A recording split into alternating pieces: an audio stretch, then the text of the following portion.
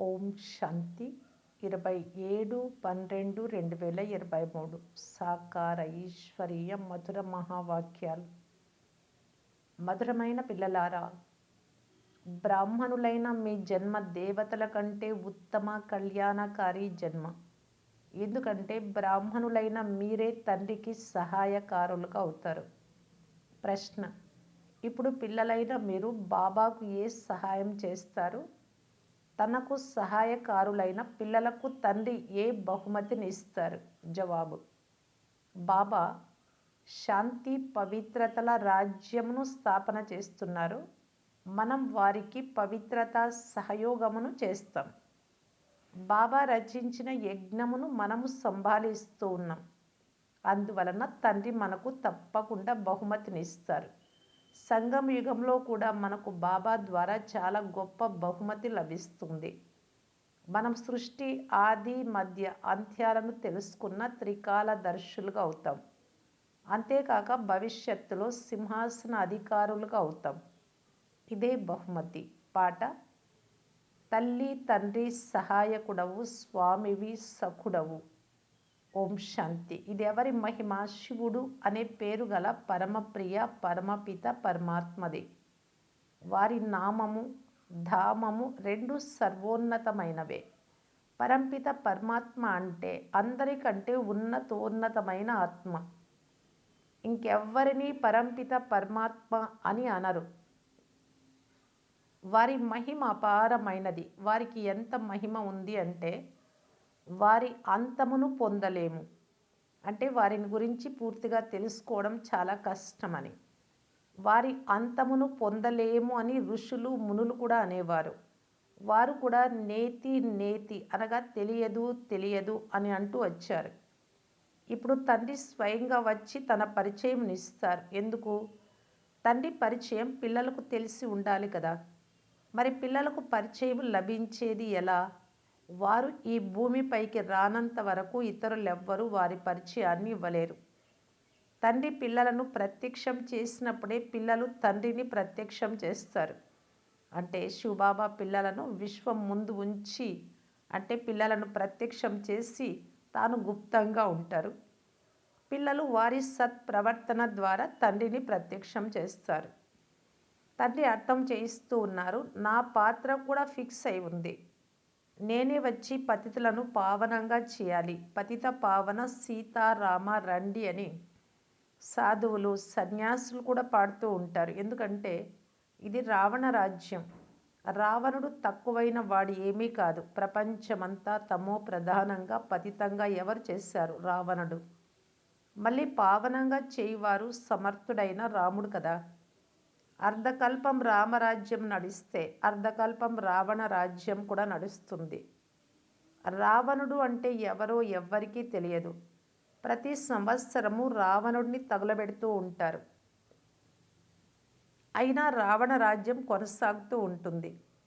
రావణుడు పూర్తిగా కాలిపోడు.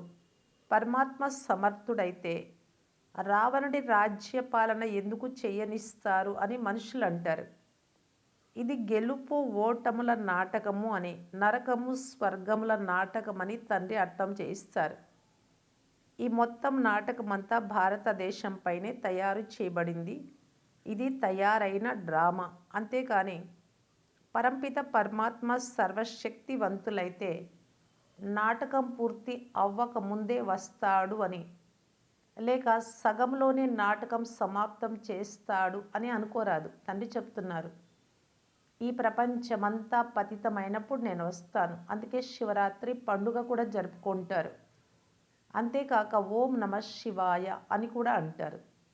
బ్రహ్మ విష్ణు శంకరులను బ్రహ్మదేవతాయ నమః, విష్ణుదేవతాయ నమః, శంకర దేవతాయ నమః అంటారు.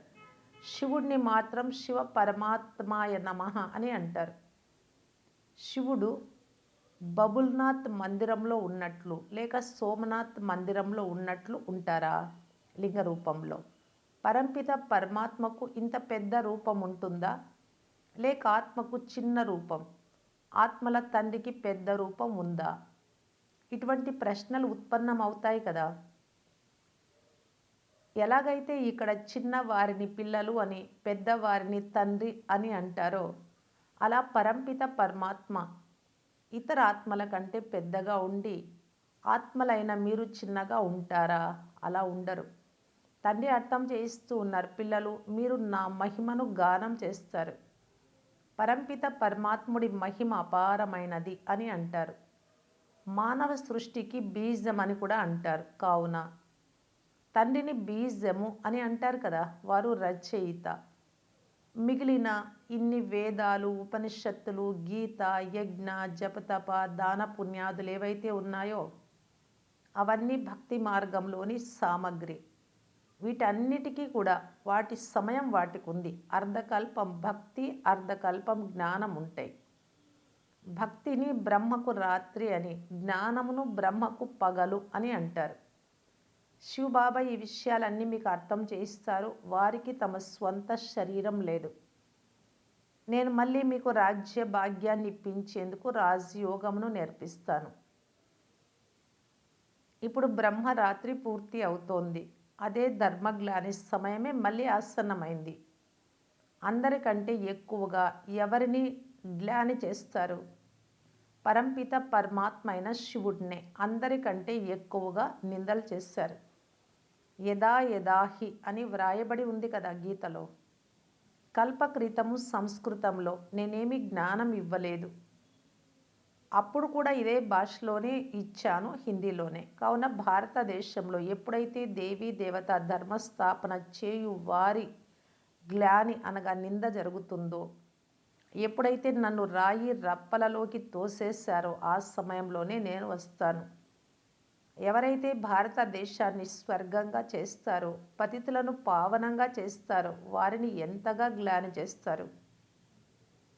ఇప్పటిదాకా చేశారు. భారతదేశం అన్నిటికంటే ప్రాచీన ఖండమని, అది ఎప్పుడు వినాశనం అవ్వదు అని, సత్యుగంలో లక్ష్మీనారాయణుల రాజ్యం కూడా ఇక్కడే ఉంటుంది అని పిల్లలైనా మీకు తెలుసు.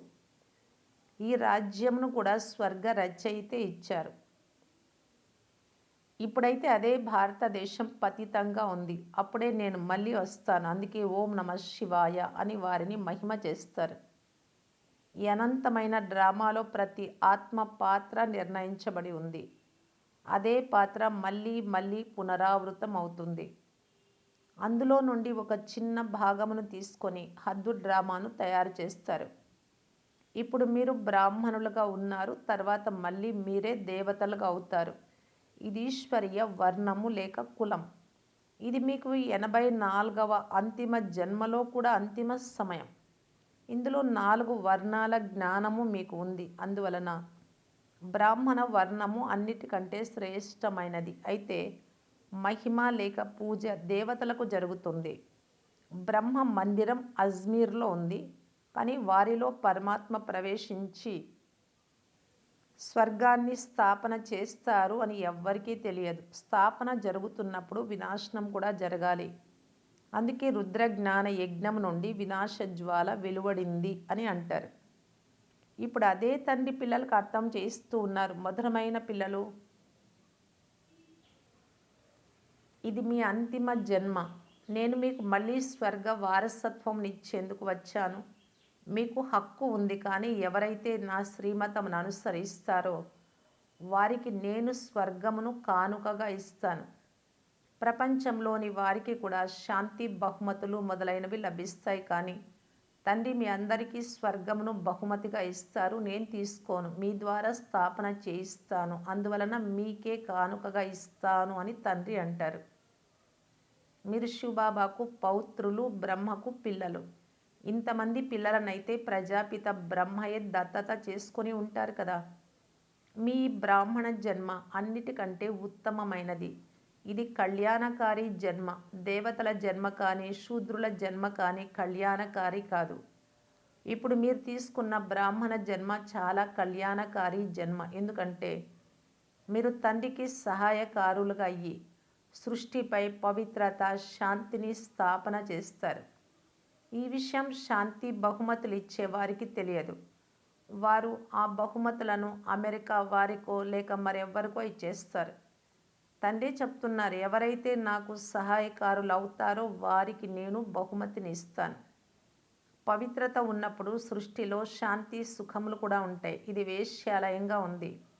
సత్యుగం శివాలయము, దానిని శివబాబా స్థాపన చేశారు. సాధు సన్యాసులు హఠయోగులు వారు గృహస్థ ధర్మంలోని వారికి సహజ రాజయోగమును నేర్పించలేరు. భలే వారు 1000 సార్లు గీత మహాభారతాలను చదివిన సహజ రాజయోగమును గృహస్థులకు నేర్పించలేరు. వీరైతే అందరికీ తండ్రి. మీ బుద్ధి యోగమును నా ఒక్కరితోనే జోడించమని అన్ని ధర్మాల వారికి చెప్తున్నారు. నేను కూడా ఒక చిన్న బిందువునే, అంత పెద్దగా లేను. ఆత్మ ఎలా ఉంటుందో అలాగే పరమాత్మనైనా నేను కూడా ఉన్నాను. ఆత్మ కూడా ఇక్కడ బ్రుకుటి మధ్యలో ఉంటుంది. ఆత్మ అంత పెద్దగా ఉంటే ఇక్కడ ఎలా కూర్చోగలదు? నేను కూడా ఆత్మలాగే ఉన్నాను. అయితే కేవలం నేను జనన మరణ రహితుడను, సదా పావనుడను. ఆత్మలు జనన మరణాలలోకి వస్తాయి. పావనం నుండి పతితంగా, పతితం నుండి పావనంగా అవుతూ ఉంటాయి. ఇప్పుడు మళ్ళీ పతితులను పావనంగా చేసేందుకు తండ్రి ఈ రుద్ర యజ్ఞాన్ని రచించారు. దీని తర్వాత సత్యుగంలో ఇక ఏ యజ్ఞాలు ఉండవు. మళ్ళీ ద్వాపరం నుండి అనేక రకాలైన యజ్ఞాలను రచిస్తూ ఉంటారు. ఈ రుద్ర జ్ఞాన యజ్ఞం మొత్తం కల్పమంతటిలో ఒక్కసారి మాత్రమే రచింపబడుతుంది.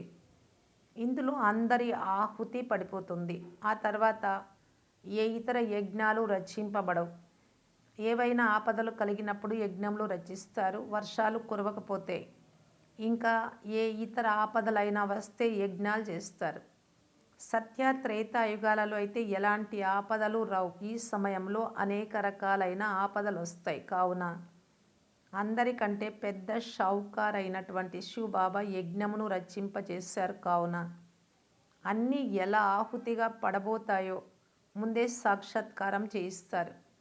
ఏ విధంగా వినాశనము జరగనున్నదో, పాత ప్రపంచం ఏ విధంగా శ్మశాన వాటికగా అవ్వనున్నదో తెలియజేస్తారు. అటువంటప్పుడు ఈ పాత ప్రపంచంపై ఇంకా మనస్సును పెట్టుకోవాలా? కావున పిల్లలైన మీరు ఈ అనంతమైన ప్రపంచమును సన్యసిస్తారు. ఆ సన్యాసులైతే కేవలం ఇల్లు వాకిళ్లను సన్యసిస్తారు. మీరైతే ఇల్లు వాకిళ్లను వదిలేయరాదు. ఇక్కడ గృహస్థ వ్యవహారాలను సంభాలన చేస్తూ కూడా వాటిపై కేవలం మమకారాన్ని వదిలేయాలి. వీరందరూ ఇంతకు ముందే మరణించి ఉన్నారు. వీరిపై మనస్సు ఎందుకు పెట్టుకోవాలి? ఇది మరణించి ఉన్న ప్రపంచం. అందుకే ఫరిస్తాన్ స్వర్గాన్ని స్మృతి చేయండి, శ్మశానాన్ని ఎందుకు స్మృతి చేస్తారు అని అంటూ ఉంటారు.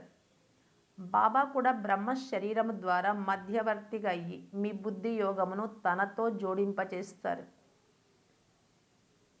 ఆత్మ పరమాత్మ చాలా కాలం వేరుగా ఉండినారు అని అంటారు కదా. ఈ మహిమ కూడా వారిదే. కలియుగంలోని గురువులను పతిత పావనులు అని అనజాలరు. వారు సద్గతిని ఇవ్వజాలరు. అయితే శాస్త్రాలు వినిపిస్తారు, కర్మకాండ చేయిస్తారు. శివబాబాకు టీచర్ కానీ గురువు కానీ ఎవ్వరూ లేరు. మీకు స్వర్గ వారసత్వం ఇచ్చేందుకు నేను వచ్చాను అని బాబా అంటారు. ఆపై మీరు సూర్యవంశీయులుగా అవుతారో చంద్రవంశీయులుగా అవుతారో మీ పైన, అంటే మీ పురుషార్థం పైనే ఆధారపడి ఉంది. అయితే అలా యుద్ధము ద్వారా అవుతారా? లేదు. లక్ష్మీనారాయణులు కానీ సీతారాములు కానీ యుద్ధం చేసి రాజ్యాన్ని తీసుకోలేదు. వీరు ఈ సమయంలో మాయతో యుద్ధం చేశారు. మీరు గుప్త యోధులు. అందువలన శక్తి సైన్యమైన మిమ్ములను గురించి ఎవ్వరికీ తెలియదు. మీరు యోగ బలము ద్వారా మొత్తం విశ్వమంతటికి యజమానులుగా అవుతారు. మీరే విశ్వరాజ్య అధికారాన్ని పోగొట్టుకున్నారు. మళ్ళీ మీరే దానిని పొందుతున్నారు. మీకు ఆ బహుమతిని ఇచ్చేవారు తండ్రియే. ఇప్పుడు ఎవరైతే సహాయకారులుగా అవుతారో వారికి అర్ధకల్పం కొరకు సుఖశాంతుల బహుమతి లభిస్తుంది. ఎవరైతే అశరీరీలుగా అయ్యి తండ్రిని స్మృతి చేస్తారో, స్వదర్శన చక్రమును త్రిప్పుతారో, శాంతిధామము మధురమైన రాజధానిని స్మృతి చేసి పవిత్రంగా అవుతారో వారినే తండ్రికి సహాయకులు అని అంటారు. ఇది ఎంతో సహజమైనది. ఆత్మలైన మీరు నక్షత్రం వంటి వారు. మీ తండ్రి అయిన పరమాత్మ నేను కూడా నక్షత్రం వంటి వారే. తండ్రి అంత పెద్దగా ఏమీ ఉండరు, కానీ నక్షత్ర రూపాన్ని పూజించలేని కారణంగా తండ్రిని పూజించేందుకు ఇంత పెద్దగా లింగం రూపంలో తయారు చేశారు. పూజ అయితే మొదట తండ్రికే జరుగుతుంది, ఆ తర్వాత ఇతరులకు జరుగుతుంది. లక్ష్మీ నారాయణులకు ఎంతో పూజ జరుగుతుంది, కానీ వారిని ఆ విధంగా తయారు చేసినదెవరు? సర్వుల సద్గతి దాత తండ్రియే. బలిహారమంతా ఒక్కరిదే కదా. వారి జయంతి వజ్రతుల్యమైనది, మిగిలిన వారందరిది గవ్వతుల్యమైనది. ఓం నమ శివాయ. ఇది వారి యజ్ఞం. దానిని బ్రాహ్మణులైన మీ ద్వారా రచింపచేశారు. ఎవరైతే శాంతి పవిత్రతలను స్థాపన చేయడంలో నాకు సహాయం చేస్తారో వారికి ఇంతటి అంటే లక్ష్మీనారాయణులుగా అయ్యే ఫలంనిస్తాను అని తండ్రి అంటారు. బ్రాహ్మణుల ద్వారా యజ్ఞాన్ని రచింపచేశారు కనుక దక్షిణ ఇస్తారు కదా. ఇంత పెద్ద యజ్ఞాన్ని రచించారు. ఏ ఇతర యజ్ఞము ఇంతకాలం కొనసాగదు. ఎవరు ఎంతగా నాకు సహాయం చేస్తారో వారికి అంత పెద్ద బహుమతినిస్తాను అని అంటారు. అందరికీ బహుమతినిచ్చేది నేనే. నేను మీ వద్ద ఏమీ తీసుకోను.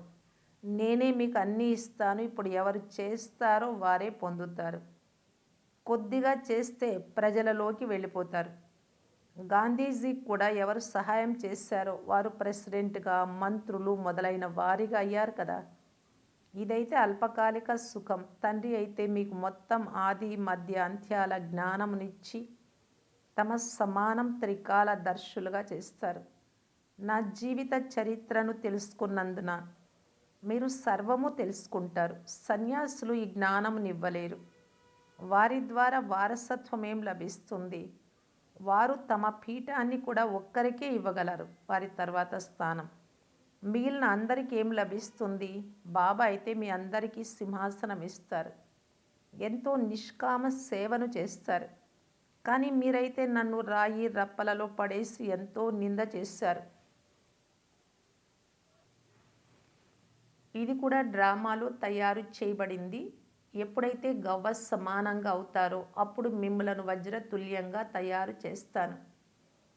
నేనైతే లెక్కలేనన్ని సార్లు భారతదేశాన్ని స్వర్గంగా తయారు చేశాను. మళ్ళీ మాయ నరకంగా తయారు చేసింది. ఇప్పుడు మళ్ళీ ప్రాప్తిని పొందాలి అంటే తండ్రికి సహాయకారులుగా అయ్యి సత్యమైన బహుమతిని తీసుకోండి. ఇందులో మొట్టమొదటిది ముఖ్యమైనది పవిత్రత. బాబా సన్యాసులను కూడా మహిమ చేస్తారు. వారు పవిత్రంగా ఉంటారు కాబట్టి వారు కూడా మంచివారే. వారు కూడా భారతదేశాన్ని పూర్తిగా దిగజారకుండా నిలబెట్టారు. లేకపోతే ఇంకా ఏమైపోయేదో తెలియదు. కానీ ఇప్పుడు భారతదేశాన్ని స్వర్గంగా చేయాలి. అందువలన తప్పకుండా గృహస్థంలో ఉంటూ పవిత్రంగా అవ్వాల్సి ఉంటుంది. బాప్ దాదా ఇరువురు పిల్లలకు అర్థం చేయిస్తారు. శివ్ బాబా కూడా ఈ పాత చెప్పు బ్రహ్మబాబా శరీరం ద్వారా పిల్లలకు సలహానిస్తున్నారు. క్రొత్త శరీరాన్ని తీసుకోలేరు. తల్లి గర్భంలోనూ ప్రవేశించరు శివబాబా. పతిత ప్రపంచంలో పతిత శరీరంలోనే వస్తారు. ఈ కలియుగంలో గాఢాంధకారం ఉంది. ఈ గాఢాంధకారమునే దివ్యమైన వెలుగుగా మార్చాలి. అచ్చా, మధురాతి మధురమైన అపురూపమైన పిల్లలకు మాతాపిత బాప్దాదాల ప్రియ స్మృతులు మరియు గుడ్ మార్నింగ్. ఆత్మిక పిల్లలకు ఆత్మిక తండ్రి నమస్తే. ధారణ కొరకు ముఖ్య సారం. ఫస్ట్ పాయింట్, ఈ అనంతమైన ప్రపంచాన్ని మనస్ఫూర్తిగా సన్యసించి మీ మమకారాన్ని తొలగించి వేయాలి. దీనిపై మనస్సునుంచరాదు. సెకండ్ పాయింట్, తండ్రికి సహాయకారులై బహుమతిని తీసుకునేందుకు ఒకటి అశరీరీలుగా అవ్వాలి, రెండవది పవిత్రంగా ఉండాలి, మూడవది స్వదర్శన చక్రమును తిప్పాలి, నాలుగవది మధురమైన ఇంటిని మధురమైన రాజధానిని స్మృతి చెయ్యాలి. అప్పుడే తండ్రికి సహాయకారిలై బహుమతిని తీసుకోగలరు. వరదానము, విశేషతలను ముందుంచుకొని సదా ఖుషీగా ముందుకు వెళ్ళే నిశ్చయ బుద్ధి విజయీ రత్నభవ. మీ విశేషతలు ఏవైతే ఉన్నాయో వాటిని ముందుంచుకోండి, బలహీనతలను కాదు. అప్పుడు మీపై మీకు నమ్మకం ఉంటుంది. బలహీన విషయాన్ని గురించి ఎక్కువగా ఆలోచించకండి. అప్పుడు మళ్ళీ సంతోషంగా ముందుకు వెళ్తూ ఉంటారు. తండ్రి సర్వశక్తివంతుడు కనుక వారి చేతిని పట్టుకున్న వారు తప్పక తీరానికి చేరుకుంటారు అని నిశ్చయం ఉంచుకోండి. నిశ్చయ బుద్ధి కలవారు విజయీ రత్నాలుగా అవుతారు. స్వయంపై నిశ్చయం, తండ్రిపై నిశ్చయం, డ్రామాలోని ప్రతి దృశ్యాన్ని చూస్తూ అందులో కూడా పూర్తి నిశ్చయం ఉండాలి. అప్పుడు విజయీలుగా అవుతారు. స్లోగన్: పవిత్రత యొక్క రియాలిటీలో ఉంటే హద్దు ఆకర్షణల నుండి భిన్నంగా అవుతారు. అవ్యక్త ఇషారా: సర్వ బంధనాల నుండి ముక్తి అయ్యి జీవన్ముక్తి స్థితిని అనుభవం చేయటానికి బాప్దాదా తెలియజేస్తూ ఉన్నారు. మాయ యొక్క సర్వ బంధనాల నుండి ముక్తి కావాలి అంటే సదా బాప్దాదా యొక్క హృదయ సింహాసనాన్ని అధిష్ఠించాలి. అంటే బాబా ఎలా చెప్తే అలా నడుచుకుంటే బాబాకి ఇష్టలవుతాం. వారే హృదయ సింహాసనాధీశులు. ఈ సింహాసనం పైన కూర్చుంటే మాయ కొంచెం కూడా ఏమీ చేయలేదు. ఇలాంటి హృదయ సింహాసనం అధిష్ఠించిన ఆత్మలు దేహ బంధనాల నుండి సహజంగా ముక్తి కాగలరు. ఫైనల్ పేపర్: అంత మతి సో గతి. అంతిమంలో ఎలాంటి మతి ఉంటుందో దాన్ని బట్టి గతి. అంతిమంలో సహజ రీతిలో శరీర అభిమానం నుండి ముక్తి కావాలి. ఇదియే గౌరవప్రదంగా పాస్ అయ్యేవారి చిహ్నం. కానీ ఇది ఎప్పుడు జరుగుతుంది అంటే శరీరం అనే వస్త్రం టైట్గా లేనప్పుడు, దేహ భావన లేనప్పుడు. ఓం శాంతి.